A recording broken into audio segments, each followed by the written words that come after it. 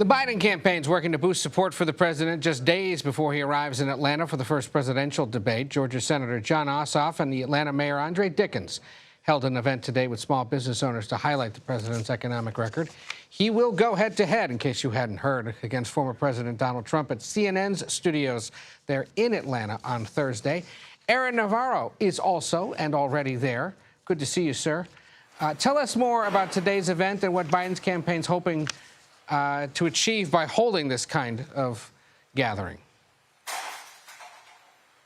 Hello, Ed, from the She Salon here in Atlanta, where the Biden campaign held that event that you talked about with Senator Ossoff and Mayor Dickens of Atlanta. And this was essentially a launch of a small business coalitions for Biden-Harris. And the speakers really laid into the contrast between Biden and Trump when it comes to initiatives for small businesses. Senator Ossoff talked a lot about the infrastructure bill, a couple digs here and there at Trump, often touting Infrastructure Week, but in his words, not getting anything done about it. But it's just the latest day in these pre-debate messaging for the Biden campaign. Yesterday was the Dobbs anniversary. We saw a lot of activity from Vice President Harris, the second gentleman, in the battleground states on the topic of abortion. And tomorrow we're expecting a presser about political violence and tying Trump again to January 6th and being a threat to democracy, something we can expect to see Biden at least talk about a little bit on Thursday's debate.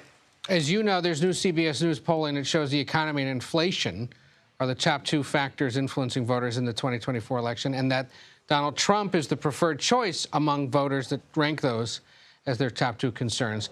Does the Biden team really think events like this can change people's perceptions of how the president's handling the economy?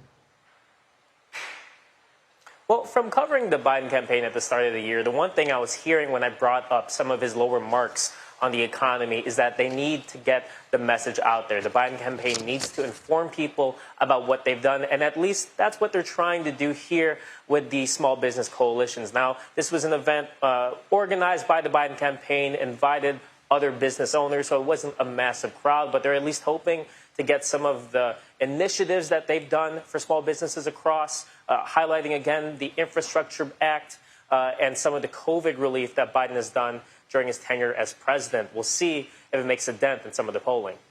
And the debate happening there in Atlanta just 2 days from today, the significance of it being held in a battleground state, that must be one of the reasons why the Biden and Trump camps were so willing to do it, right?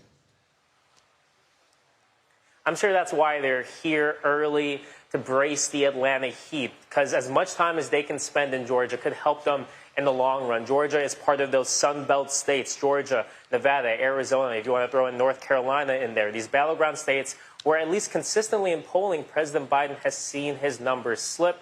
As much time as they can spend here in Atlanta, I'm sure both campaigns will welcome going into November. Yeah, well, hey, maybe while you're there, you can get a fade, since you're there at a hair salon. You got pretty good hair, though. Maybe.